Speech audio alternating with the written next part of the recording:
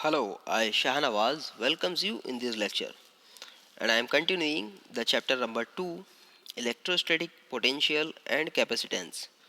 So previous lectures में हमने जैसा पढ़ा इलेक्ट्रोस्टैटिक पोटेंशियल के बारे में और इससे रिलेटेड काफ़ी सारा डिस्कशन हुआ, इससे रिलेटेड काफ़ी सारे टर्म्स के बारे में हमने डिस्कस किया। इसी क्यू में आज हम पढ़ने वाले हैं इक्विपोटेंशियल सरफेसेस। इक्विपोटेंशियल सरफेसेस के बारे में आज हम डिस्कस करेंगे। देखते हैं इक्विपोटेंशियल सरफेसेस होती क्या है। अगर हम इक्विपोटेंशियल सरफेसेस के बारे में बात करें तो इस डायग्राम से हम समझ सकते हैं उसे इजीली। सपोज हमने इलेक्ट्रोस्टैटिक पोटेंशियल के बारे में बात की थी। लेट अस कंसीडर कि एक कोई ऐसी सरफेस है, सपोज ये कोई पॉइंट चार्ज है क्यू, इसकी वजह से इसकी electric line of forces suppose यहाँ पर है अवेलेबल, ठीक है। और वो electric line of forces suppose एक पर्टिकुलर रीजन से क्रॉस हो रही है, इस रीजन को हम कंसिडर कर सकते हैं इसके लिए। ऑब्वियसली इस रीजन में जो आपको यहाँ पर बाउंड्री के शेप में शो किया हुआ है, ये जो रीजन है, इस रीजन को अगर हम कंसिडर करें और इस रीजन के हर एक पॉइंट पर अगर हम इलेक्ट्रोस्टैटिक पोटेंशियल कंसिडर करें, इजीली वी कैन कंसिडर। आप देख सकते हैं यहाँ पर इस पर्टिकुलर डायग्राम में कि सपोज इस पर्टिकुलर रीजन में अगर हर पॉइंट पर हम इलेक्ट्रोस्टैटिक पोटेंशियल की बात करें, इलेक्ट्रोस्टैटिक पोटेंशियल और इलेक्ट्रोस्टैटिक पोटेंशियल क्या होता है आपको पता है। It is a work done to bring the charge unit charge from the infinity to a particular point. अगर हम किसी चार्ज Q0 जो एक यूनिट चार्ज है उसे सपोज इन्फिनिटी से किसी पॉइंट तक ला रहे हैं, तो उस पॉइंट तक लाने में जो वर्क डन होगा वही उस पर्टिकुलर पॉइंट का इलेक्ट्रोस्टैटिक पोटेंशियल होगा। और हमने देखा है लास्ट लेक्चर में बहुत अच्छे से समझा है कि electrostatic potential due to the charge basically क्या होता है, इसका फॉर्मूला क्या होता है।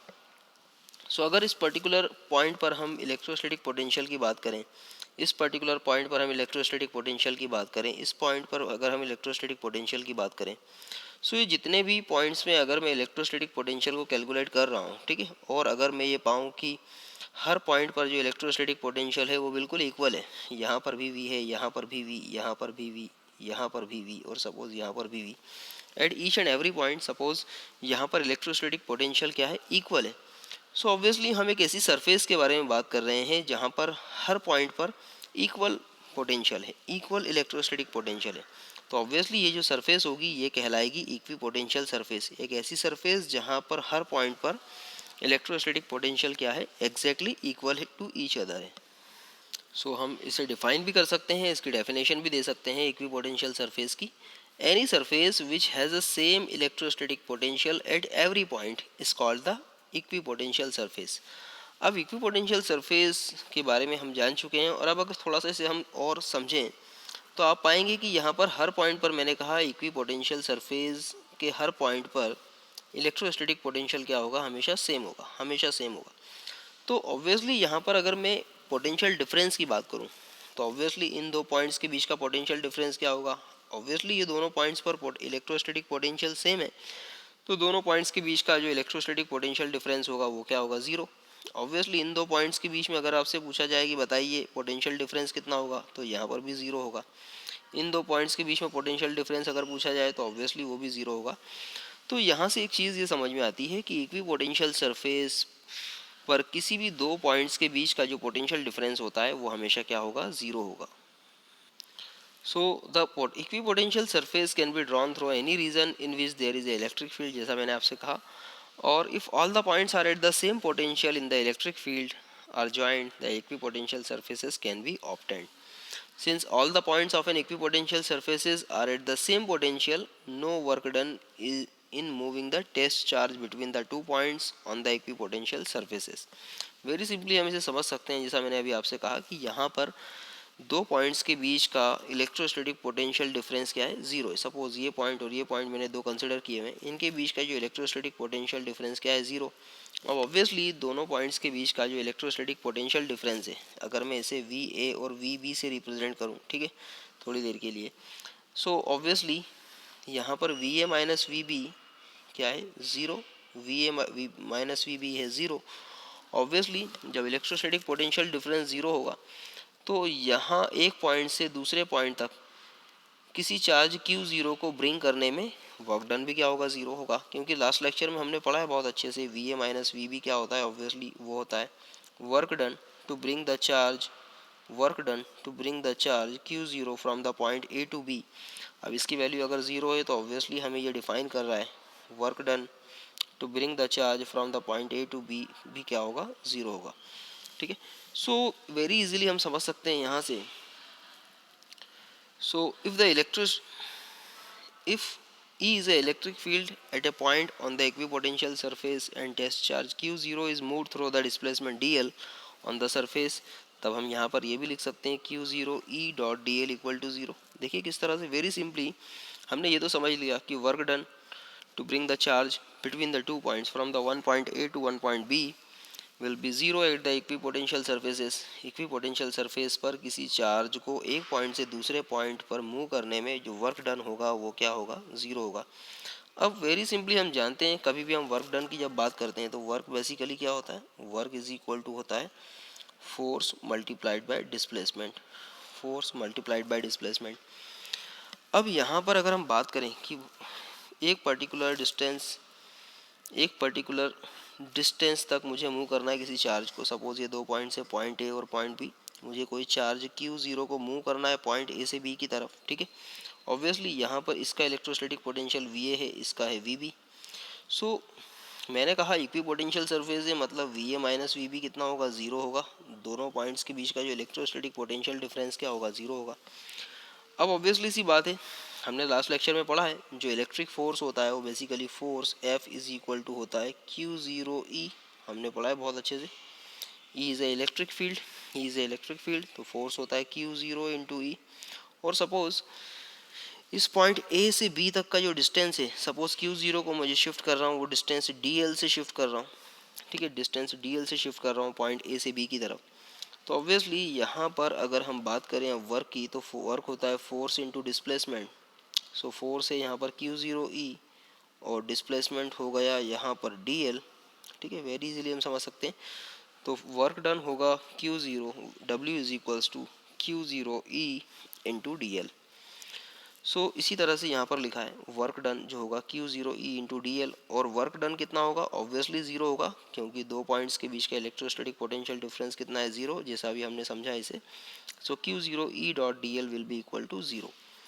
सो यहाँ से हम थोड़ा सिंप्लीफाई करके इसे इस तरह से भी लिख सकते हैं E dot D L equal to zero. Q0 को अगर मैं इधर शिफ्ट कर दूँ तो ऑब्वियसली वो भी ज़ीरो हो जाएगा और बचेगा E dot D L equal to zero. Obviously सी बात है, यहाँ पर जो डिस्प्लेसमेंट है वो भी वेक्टर क्वांटिटी और जो इलेक्ट्रिक फील्ड है वो भी वेक्टर क्वांटिटी। सो यहाँ पर हमें ये इसका डॉट प्रोडक्ट शो कर रहा है, हमें शो कर रहा है ये इसका डॉट प्रोडक्ट है EDL ज़ीरो। अब देखिए EDL ज़ीरो, इसका अगर डॉट प्रोडक्ट ज़ीरो आ रहा है तो डॉट प्रोडक्ट की डेफिनेशन से भी हम समझ सकते हैं इसे। अब अगर हमें मिल रहा है E vector E dot D L equal to zero, it means यहाँ पर अगर डॉट प्रोडक्ट को हम थोड़ा सिंप्लीफाई करें तो इसे हम इस तरह से लिख सकते हैं E D L cos theta equal to zero. मतलब इट मीन्स यहाँ पर cos theta will be equal to क्या होगा, ज़ीरो होगा। और हमें पता है कॉस थीटा अगर ज़ीरो है इट मीन्स कि यहाँ पर ये डिफाइन कर रहा है थीटा की वैल्यू क्या होगी, 90 डिग्री होगी।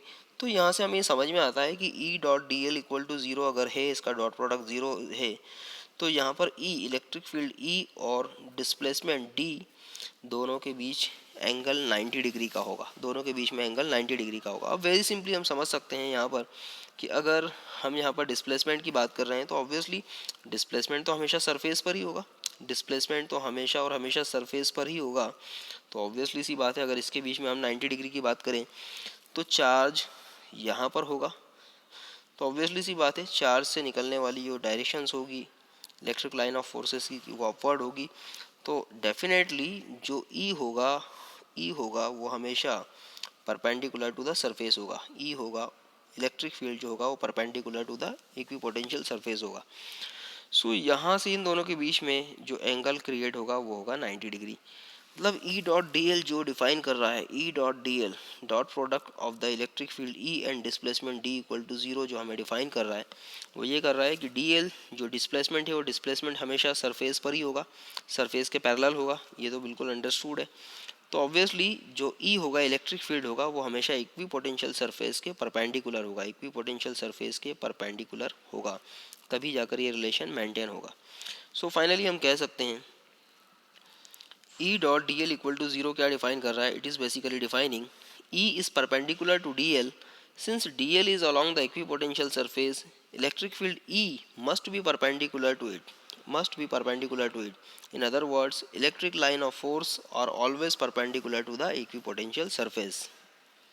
सो आई होप आपको इक्विपोटेंशियल सरफेस के बारे में बहुत कुछ समझ में आ गया होगा। अब इसकी अगर प्रॉपर्टीज़ की बात करें तो ऑब्वियसली प्रॉपर्टीज़ वही है जो अभी हमने जस्ट डिस्कस की, इसे वन बाय वन हम एक बार और देखते हैं। सो देखिए, सबसे पहली प्रॉपर्टी जो होती है इक्विपोटेंशियल सरफेस की वो होती है no work is done in the moving the test charge over the equipotential surface. जैसा अभी हमने कहा कि इक्विपोटेंशियल सरफेस पर किसी भी चार्ज को मूव करने में किसी तरह का कोई वर्क डन करना नहीं पड़ता है।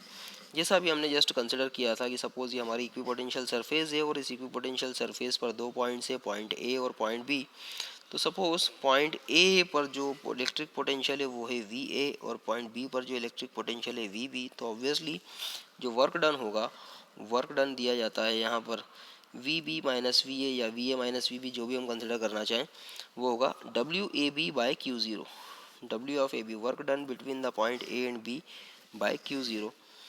अब यहाँ पर अगर वर्क डन अगर हमने कहा है कि V B minus V A zero है क्योंकि इक्विपोटेंशियल सरफेस है, since the two points A and B are on the same equipotential surface, दोनों सेम इक्विपोटेंशियल सरफेस पर हैं, तो ऑब्वियसली दोनों पॉइंट्स ए और बी का जो इलेक्ट्रोस्टैटिक पोटेंशियल होगा वो सेम होगा, इसलिए इनके बीच का डिफरेंस क्या होगा? हमेशा जीरो होगा। अब इस जीरो को अगर मैं यहाँ पर पुटअप करूँ तो ये हो जाएगा W of A B by Q zero equal to zero. यहाँ से भी क्लियर होता है W of A B equal to zero. Hence no work is done moving the test charge between the two points on the equipotential surface. तो ये proof करता है कि इक्विपोटेंशियल सरफेस पर किसी भी दो चार्जेस के बीच किसी भी दो पॉइंट्स के बीच में किसी चार्ज को मूव करने में किसी तरह का कोई वर्क डन करना नहीं पड़ता है। वर्क डन हमेशा ज़ीरो होगा इक्विपोटेंशियल सरफेस पर।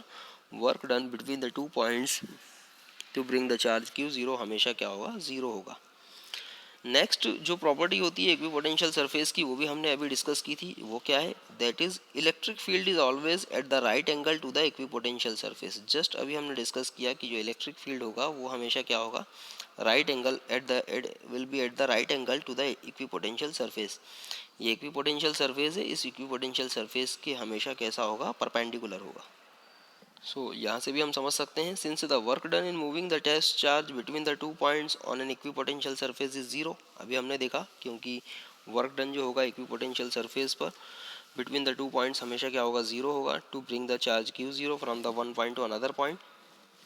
The displacement of the test charge and the force applied on it must be perpendicular to each other. अभी हमने जस्ट देखा E dot D L equal to zero, इसे समझा बहुत अच्छे से हमने, ठीक है, इस कॉन्सेप्ट को। सो ऑब्वियसली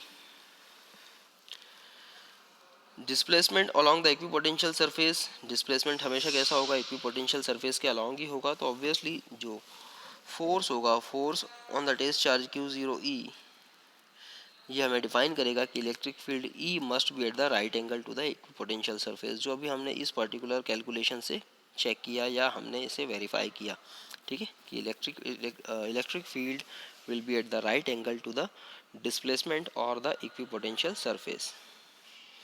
अब थर्ड प्रॉपर्टी की अगर हम बात करें तो थर्ड प्रॉपर्टी बड़ी सिंपल है। The equipotential surface helps to distinguish the regions of the strong field from those of the weak field. Equipotential surface की मदद से हम दो रीजन्स के बीच में कंपैरिजन कर सकते हैं। दो ऐसे रीजन जो इक्विपोटेंशियल सरफेस है, दोनों रीजन सपोज इक्विपोटेंशियल सरफेस है, तो हम इससे पता लगा सकते हैं कि इन दोनों इक्विपोटेंशियल सरफेस में से किस इक्विपोटेंशियल सरफेस पर ज़्यादा स्ट्रॉन्ग इलेक्ट्रिक फील्ड है और किस इक्विपोटेंशियल सरफेस पर लोअर स्ट्रॉन्ग या फिर वीक इलेक्ट्रिक फील्ड है। देखिए, इसे हम समझ सकते हैं पोटेंशियल ग्रेडियंट के कॉन्सेप्ट से। हमने देखा है लास्ट लेक्चर में पोटेंशियल ग्रेडियंट हमने पढ़ा था, उसका कॉन्सेप्ट होता है E is equal to negative of the D V by D R. It means ये शो कर रहा था the change in the electrostatic potential with respect to the change in the distance is equal to the E, ठीक है। It means यहाँ पर क्या था कि अगर हम यहाँ पर इसे थोड़ा सा सिंप्लीफाई करें तो ये होगा D R is equal to minus D V by E for the same change in the value of D V, ठीक है। अगर यहाँ पर हम बोलें कि इलेक्ट्रोस्टैटिक पोटेंशियल डिफरेंस जो है वो सेम है, इक्वल है या कांस्टेंट है, फिक्स है पूरी तरह से, ठीक है, दो पॉइंट्स के बीच का इलेक्ट्रोस्टैटिक पोटेंशियल डिफरेंस क्या है, अगर मैं यहाँ पर बात करूँ तो फिक्स है। जैसे for example equipotential difference, equipotential surface के बारे में अगर हम बात करें तो किसी भी दो पॉइंट्स के बीच का इक्विपोटेंशियल किसी भी दो पॉइंट्स के बीच का जो इलेक्ट्रोस्टैटिक पोटेंशियल डिफरेंस होगा वो हमेशा ज़ीरो है। अगर हम इक्विपोटेंशियल सरफेस के बारे में बात करें तो वहाँ पर दोनों पॉइंट्स के बीच का इलेक्ट्रोस्टैटिक पोटेंशियल डिफरेंस हमेशा क्या होगा, ज़ीरो होगा। तो ऑब्वियसली किसी भी दो पॉइंट्स के बीच का आप कैलकुलेट कीजिए वो हमेशा सेम ही होगा, यहाँ पर भी ज़ीरो। किसी भी पॉइंट पर अगर आप बात करेंगे दो पॉइंट्स के बीच का इलेक्ट्रोस्टैटिक पोटेंशियल डिफरेंस, चाहे यहाँ और यहाँ, यहाँ पर भी ज़ीरो, यहाँ पर भी ज़ीरो, ठीक है, यहाँ पर भी ज़ीरो, मतलब सब जगह कैसा है, इक्वल है। इलेक्ट्रोस्टैटिक पोटेंशियल डिफरेंस भी कैसा है, इक्वल है, इक्वल है, ठीक है। सो ऑब्वियसली यहाँ पर भी अगर हम बात करें तो इस पर्टिकुलर इक्विपोटेंशियल सरफेस के लिए change in the electrostatic potential difference DV क्या हो गया, इट हैज़ बिकम कांस्टेंट। और अगर मैं यहाँ पर इसे कांस्टेंट लिखता हूँ तो डेफिनेटली हम इसे लिख सकते हैं D R is inversely proportional to the 1/e, ठीक है। यहाँ से डी वी अगर कांस्टेंट हो गया तो कांस्टेंट और इक्वल जो कॉम्बिनेशन है वो प्रोपोर्शनलिटी के सिंबल को शो करता है। सो फाइनली हम लिख सकते हैं यहाँ पर D R is proportional to the 1/e। यहाँ से हमें एक कॉन्सेप्ट मिल रहा है, हमें ये पता चल रहा है spacing between the two equipotential surfaces will be lesser in the region where the electric field is stronger and vice versa है। दो इलेक्ट्रो इक्विपोटेंशियल सरफेसेस है सपोज हमारे पास, ये एक इलेक्ट्रोस्टैटिक पोटेंशियल सरफेस एक इक्विपोटेंशियल सरफेस और दूसरी इक्विपोटेंशियल सरफेस, ये दो इक्विपोटेंशियल सरफेसेस हैं सपोज हमारे पास। तो ये कॉन्सेप्ट ये कहता है कि the spacing between the equipotential surfaces will be lesser, ठीक है, in the region where the electric field is stronger. Suppose ये दो इक्विपोटेंशियल सरफेसेस है, ठीक है। सो जिन पर्टिकुलर रीजन में इलेक्ट्रिक फील्ड स्ट्रांग होगा, जिस पर्टिकुलर रीजन में इलेक्ट्रिक फील्ड स्ट्रांग होगा वहाँ पर इलेक्ट्रिक फील्ड, इसे हम इस पर्टिकुलर डायग्राम से समझ सकते हैं। देखिए हमने लिखा D R is proportional to 1/e, अभी हम इसे समझ रहे हैं। तो इसका मतलब यह है कि दो, अगर हम यहाँ पर इस पर्टिकुलर चार्ज की बात करें क्यू, ये प्लस चार्ज जो हमें नज़र आ रहा है सपोज, तो ये इस प्लस चार्ज के अराउंड अगर हम जितने भी इन सर्कल्स को देखें तो ये सारे इक्विपोटेंशियल सरफेस को ही डिफाइन कर रहे हैं, ठीक है। ये सारे सर्कल्स क्या है, इक्विपोटेंशियल सरफेस है, सर्कल 1, सर्कल 2, सर्कल 3। सो अगर हम इन दो सर्कल 1 और 2 के बीच की बारे में बात करें, सर्कल 1 और 2, सो सर्कल 1 और 2 के बीच का जो इलेक्ट्रिक फील्ड डिफरेंस होगा, ठीक है, या अगर मैं बात करूं कि सर्कल 1 और 2 इन दोनों के बीच में जो स्पेसिंग है वो कम है in comparison to circle 2 and 3। Circle 1 and 2 के बीच का जो स्पेसिंग है वो कम है in comparison to circle 2 and 3।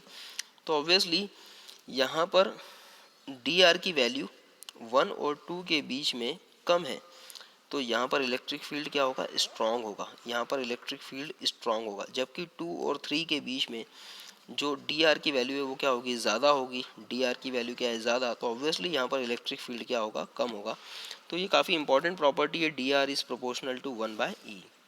So very simply हम कह सकते हैं the spacing between the equipotential surfaces will be lesser in the region where the electric field is stronger and vice versa. Therefore equipotential surfaces are close together where the electric field is stronger and farther apart where the electric field is weaker, ठीक है। अभी हमने just देखा कि equipotential surfaces are close together where the electric field is stronger. अभी हमने देखा कि ये प्लस चार्ज था, ठीक है, इस प्लस चार्ज के अराउंड सर्कल 1 और 2 जहाँ पर इलेक्ट्रिक फील्ड स्ट्रांग था वो एक दूसरे के बहुत क्लोज थी, जबकि जो थर्ड वाला सर्कल था जहाँ पर इलेक्ट्रिक फील्ड वीक था, ठीक है, ये क्या थी, प्लस क्यू चार्ज से दूर थी। नेक्स्ट प्रॉपर्टी हमें कहती है the equipotential surface tell the direction of electric field. Equipotential surface से हमें इलेक्ट्रिक फील्ड की डायरेक्शन का पता भी चलता है। फॉर एग्जांपल अगेन हम कंसिडर करेंगे इस पोटेंशियल ग्रेडियंट को, E is equals to minus D V by D R. The negative sign tells the electric field is directed in the direction decrease of the electric potential with the distance, ठीक है। हमें ये बताता है कि जैसे जैसे हम दूर जाते जाएंगे, अगर सपोज ये प्लस चार्ज Q है, ठीक है, ये प्लस चार्ज है, ठीक है, वही कंसिडर करेंगे हम। तो जैसे जैसे हम दूर जाएंगे वैसे वैसे इलेक्ट्रिक फील्ड क्या होता जाएगा, कमज़ोर होता जाएगा। जैसे जैसे हम दूर जाएंगे, अगर हम इस पर्टिकुलर इक्विपोटेंशियल सरफेस की बात करें तो यहाँ पर जो इलेक्ट्रिक फील्ड होगा वो कम होगा। यहाँ पर हम थोड़ी सी अगर बात करें E2, तो ऑब्वियसली E2 थोड़ा सा ज़्यादा होगा, E2 will be greater then E3, और ऑब्वियसली अगर हम बात करें E1 की, इस इक्विपोटेंशियल सरफेस की बात करें, तो यहाँ पर इलेक्ट्रिक फील्ड जो होगा वो सबसे ज़्यादा होगा। सो ऑब्वियसली जैसे जैसे हम दूर जा रहे हैं, मतलब जब जैसे जैसे डिस्टेंस बढ़ती जा रही है, डिस्टेंस बढ़ती जा रही है आर, वैसे वैसे इलेक्ट्रिक फील्ड क्या होता जा रहा है, वीक होता जा रहा है, और जैसे जैसे डिस्टेंस में हम करीब आते जा रहे हैं, इलेक्ट्रिक फील्ड क्या होता जा रहा है, इंक्रीज होता जा रहा है। So the negative sign tells the electric field is directed in the direction decrease of the electric potential with the distance. ठीक है, तो अगर हम इलेक्ट्रिक फील्ड की डायरेक्शन की बात करें, तो इलेक्ट्रिक फील्ड की डायरेक्शन अभी हमने देखा इक्विपोटेंशियल सरफेस के हमेशा परपेंडिकुलर होती है। तो ऑब्वियसली जैसे जैसे अगर हम इलेक्ट्रिक फील्ड की डायरेक्शन में ऊपर की तरफ जाएंगे, वैसे वैसे इलेक्ट्रिक फील्ड कमज़ोर होता जाएगा। जैसे जैसे हम इलेक्ट्रिक फील्ड की डायरेक्शन में जाते जाएंगे, वैसे वैसे इलेक्ट्रिक फील्ड क्या होगा, कमज़ोर होगा। So the negative signs tell us electric field is directed in the direction decrease of the electric potential with the distance. Therefore direction of the electric field is from the equipotential surface which are closer to each other to those who are which are more and move away from each other. ठीक है, provided such surfaces have been drawn for the same change in the value of dv. ठीक है, बड़ा simple सा concept है कि अगर हम सपोज़ दो सरफेसेस की बात करें, सपोज़ ये सरफेसेस हैं, सपोज v1 v2 v3, अगर मैं यहाँ पर बात करूँ तो सपोज़ कंसिडर कीजिए कि v1 और v2 के बीच का जो इलेक्ट्रिक पोटेंशियल डिफरेंस है वो भी सेम है, इक्वल है, मतलब v1 और v2, v1 minus v2 is basically equal to v2 minus v3। अगर यहाँ पर हम बात कर रहे हैं कि दोनों सरफेसेस, तीन सरफेसेस ली, उनमें से दो सरफेसेस के बीच का जो पोटेंशियल डिफरेंस है वो क्या है, बिल्कुल कांस्टेंट है, बिल्कुल एग्जैक्टली सेम है। तो ऑब्वियसली जैसे जैसे हम यहाँ से दूर जाते जाएंगे, यहाँ पर इलेक्ट्रोस्टैटिक पोटेंशियल भी क्या होता जाएगा, कम होता जाएगा। इलेक्ट्रोस्टैटिक पोटेंशियल भी क्या होगा, कम होता जाएगा। जो लास्ट प्रॉपर्टी की हम बात करते हैं इसकी, वो काफ़ी इंपॉर्टेंट प्रॉपर्टी है कि the two equipotential surfaces can intersect to each other, can not intersect to each other. कोई भी दो इक्विपोटेंशियल सरफेसेस कभी भी एक दूसरे को इंटरसेक्ट नहीं करती। ऐसा इसलिए क्योंकि अगर दो इक्विपोटेंशियल सरफेसेस एक दूसरे को इंटरसेक्ट करेगी तो वहाँ पर इलेक्ट्रिक फील्ड की दो डायरेक्शंस होगी। ठीक है, सपोज यहाँ पर अगर मैं बात करता कि दो इक्विपोटेंशियल सरफेसेस है, सपोज ये पहली इक्विपोटेंशियल सरफेस, ये दूसरी इक्विपोटेंशियल सरफेस, तो इस पॉइंट पर अगर मैं देखता तो यहाँ पर आप देख सकते हैं, हमने कहा कि इलेक्ट्रिक फील्ड की डायरेक्शन हमेशा क्या होती है, परपेंडिकुलर टू द सरफेस होती है। तो यहाँ पर इसके लिए इस तरह से भी होती है और यहाँ पर इसके लिए इस तरह से भी होती। तो कभी भी इलेक्ट्रिक फील्ड की, एक ही इलेक्ट्रिक फील्ड की दो डायरेक्शन नहीं हो सकती, इसलिए यहाँ पर एक ही पर्टिकुलर पॉइंट पर इलेक्ट्रिक फील्ड की दो डायरेक्शन नहीं हो सकती। इसलिए यहाँ से ये प्रूफ होता है कि इलेक्ट्रोस्टैटिक या इक्विपोटेंशियल सरफेसेस कभी भी एक दूसरे को क्रॉस नहीं करती, कभी भी एक दूसरे को क्रॉस नहीं करती, कभी भी एक दूसरे को इंटरसेक्ट नहीं करती, क्योंकि अगर वो ऐसा करती है तो उस इंटरसेक्शन पॉइंट पर इलेक्ट्रिक फील्ड की दो डायरेक्शन होगी जो कभी भी परमिसिबल नहीं होती। So this was all about the equipotential surfaces and their respective properties. अब अगर हम बात करें आपसे कि भाई कैसे बनाएंगे आप इक्विपोटेंशियल सर्फेसेज को, अगर आपको इक्विपोटेंशियल सर्फेसेज बनाने के लिए कहा जाए तो किस तरह से आप ड्रॉ कर सकते हैं। सो इक्विपोटेंशियल सर्फेसेज को हम बना सकते हैं for the uniform electric field. Uniform electric field के लिए अगर हम देखें तो यूनिफॉर्म इलेक्ट्रिक फील्ड क्या होगी, यूनिफॉर्म इलेक्ट्रिक फील्ड का मतलब होगा एक जैसी इलेक्ट्रिक फील्ड हर पॉइंट पर जहाँ पर इलेक्ट्रिक फील्ड बिल्कुल कैसा हो, इक्वल हो। So in the uniform electric field the strength and direction of the field is same at every point inside it.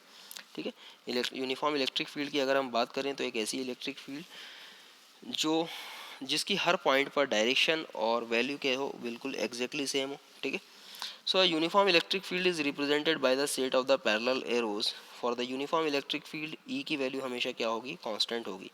So we have the dV by dr equals to constant, मतलब dV is proportional to dr. So हम यहाँ पर देख सकते हैं कि यहाँ पर ये जो पैरेलल एरोज हैं ये एक यूनिफॉर्म इलेक्ट्रिक फील्ड को डिफाइन कर रहे हैं। आप किसी भी पर्टिकुलर पॉइंट पर अगर आप देखेंगे तो डायरेक्शन ऑफ इलेक्ट्रिक फील्ड की कैसी होगी, बिल्कुल इक्वल होगी, और इलेक्ट्रिक फील्ड की वैल्यू भी यहाँ पर क्या होगी, एग्जैक्टली सेम होगी। सो ऑब्वियसली क्योंकि ये जो हमने पोटेंशियल ग्रेडियंट का फार्मूला अभी देखा था, E is equal to minus D V by D R. ठीक है, तो इस फार्मूले में क्योंकि E यहाँ पर कांस्टेंट हो रहा है, अगर हम यूनिफॉर्म इलेक्ट्रिक फील्ड की बात करें तो E की वैल्यू क्या हो गई, कांस्टेंट। सो फाइनली हम लिख सकते हैं D V by D R equals to constant. So इस कॉन्सेप्ट से अगर हम थोड़ा देखें तो therefore in the uniform electric field equipotential surface differing by the same amount of potential difference will be equidistant from each other.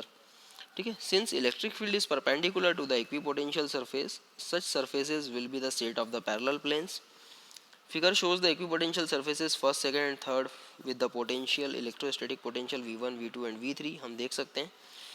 And since electric fields in the direction of the decrease of potential V1 is greater than V2 is greater than V3, obviously अभी जैसा हमने कहा था कि electric field जो होती है वो उसकी डायरेक्शन में डिक्रीज होती है. इट मीन्स यहाँ पर V1 की वैल्यू ज़्यादा होगी, V2 की वैल्यू थोड़ी उससे कम होगी, V3 की वैल्यू उससे कम होगी. ठीक है, ऑब्वियसली क्योंकि ये पॉइंट जो होगा वो ज़्यादा क्लोज होगा इस चार्ज के. ठीक है, तो V1 की वैल्यू ज़्यादा होगी.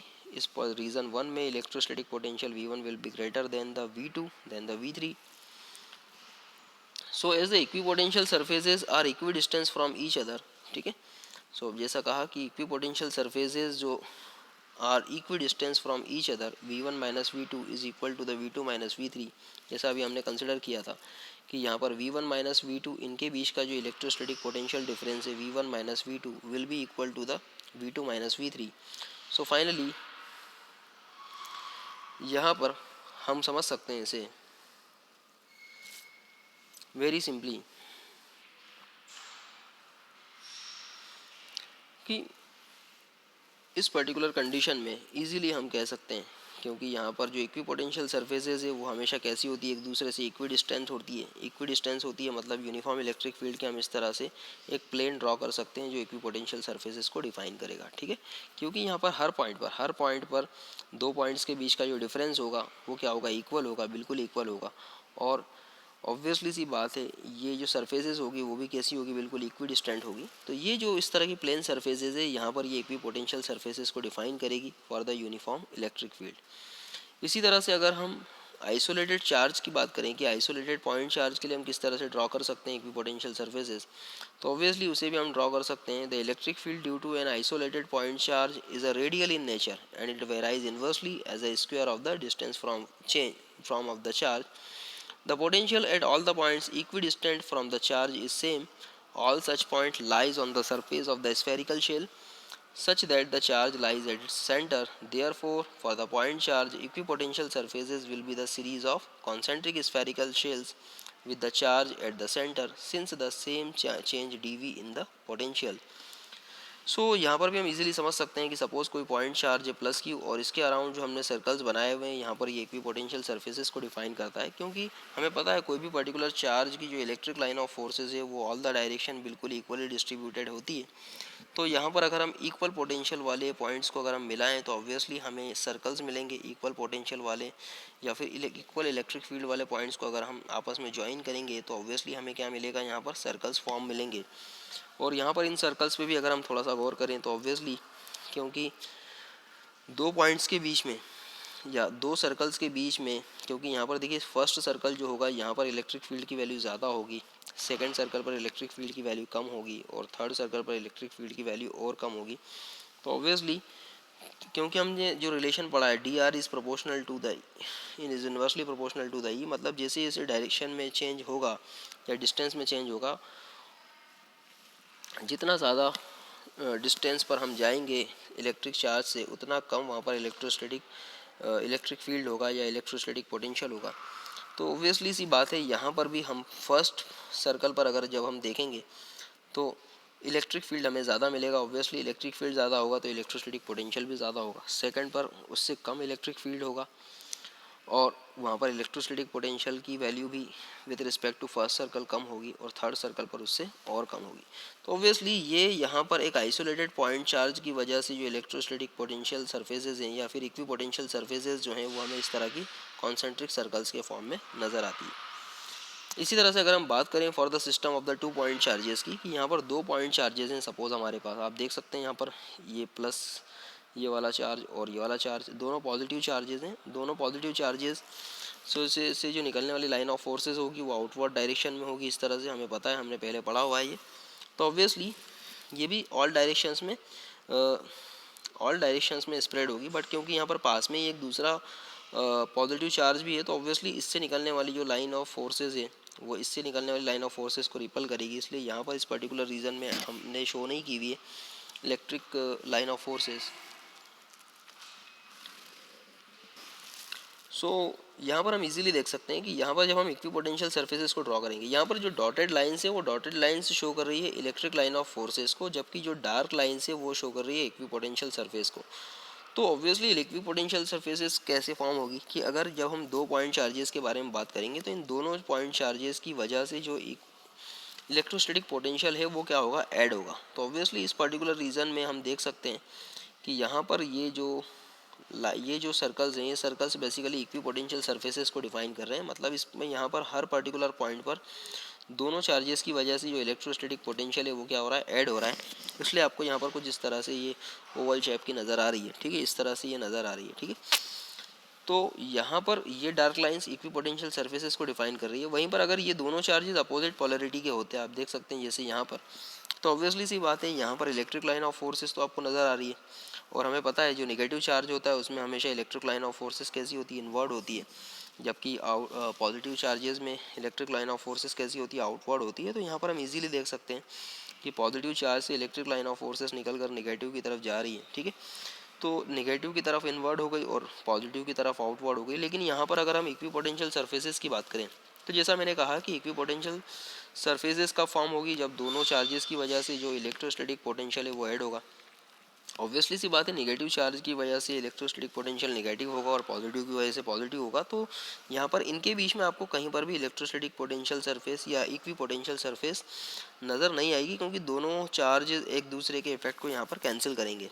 तो ऑब्वियसली सी बात है, यहाँ पर जो इक्वी पोटेंशियल सरफेसेस होगी वो सिर्फ इन चार्जेस के अराउंड ही होगी। आप देख सकते हैं यहाँ पर इन चार्जेस के अराउंड ही इक्वी पोटेंशियल सर्फेसेस आपको अपीयर होगी, लेकिन इन चार्जेस के बीच में कहीं पर भी इक्वी पोटेंशियल सर्फेसेस आपको अपीयर नहीं होगी। So these are basically the types of the equipotential surfaces जो हमने पढ़े हैं, काफ़ी सिंपल से थे। और आई होप आपको समझ में आया होगा कि इलेक्ट्रोस्टैटिक पोटेंशियल क्या होता है, इक्विपोटेंशियल सर्फेसेस क्या होती है, इनकी क्या प्रॉपर्टीज़ होती है, और एक यूनिफॉर्म इलेक्ट्रिक फील्ड के लिए इक्विपोटेंशियल सरफेस कैसा होगा, एक आइसोलेटेड पॉइंट चार्ज के लिए इक्विपोटेंशियल सरफेस कैसा होगा, और दो आइसोलेटेड पॉइंट चार्ज के लिए या दो दो पॉइंट चार्जेस के लिए जो एक पर्टिकुलर सिस्टम को फॉर्म कर रहे हैं उनके लिए इक्विपोटेंशियल सर्फेसेस कैसी होगी। सो आई होप आपको समझ में आया होगा। इस लेक्चर को एटलीस्ट 2 से 3 बार ज़रूर देखिएगा। Thank you.